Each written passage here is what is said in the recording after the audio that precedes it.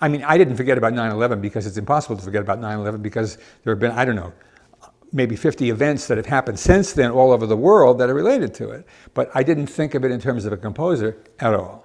It was not on my menu, it wasn't in the back. It was just something that happened, and it was a very, very important world event. As a human being, I was concerned with it. As a composer, I was not. Until David Harrington said, we want a piece. Would you write it with pre-recorded voices? And for 2 months, I walked around thinking, what am I going to do? Until finally, then, we're talking January 2010, the light bulb went on, and I said, wait a minute, I have unfinished business.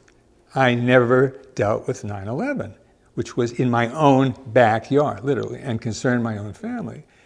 The only idea I had in my head was, at the end of every syllable of what anybody says, that last syllable is going to be prolonged. It came from Boston, and that N would be prolonged and definitely picked up by a violin or viola and doubled, and then going to LA, and the A would be prolonged, and you begin to form chords and textures out of these elongated syllables, which can be now done electronically so that they sound good. They sound like someone's holding their last syllable and can be blended with the strings. No idea who's talking. No idea what they're talking about. Just this abstract, formal idea. For me, to approach something like 9/11 without going to the people who were actually there on the scene at the time is unthinkable. I'm not going to write a musical fantasy about 9/11. I mean, that's vulgar to me. And I can't imagine doing such a thing or ever wanting to hear such a thing.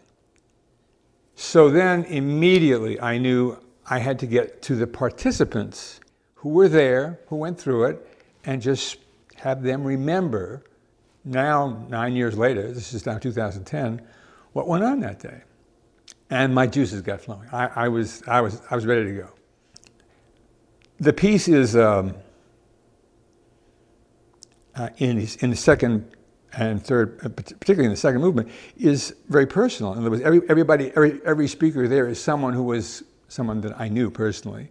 So the documentary part of it and the musical part of it were absolutely fused from the very, very beginning.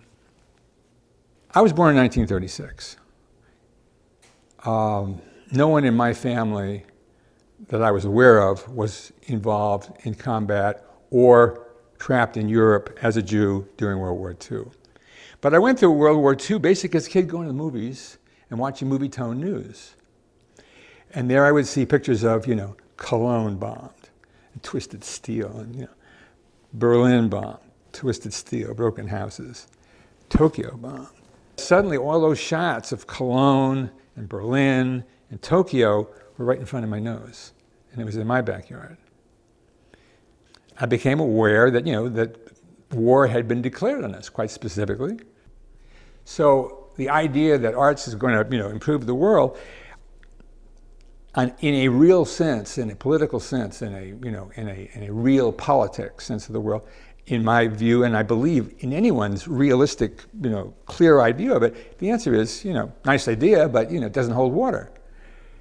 Can it affect a human being individually to make them reassess what went on at the time? I don't know.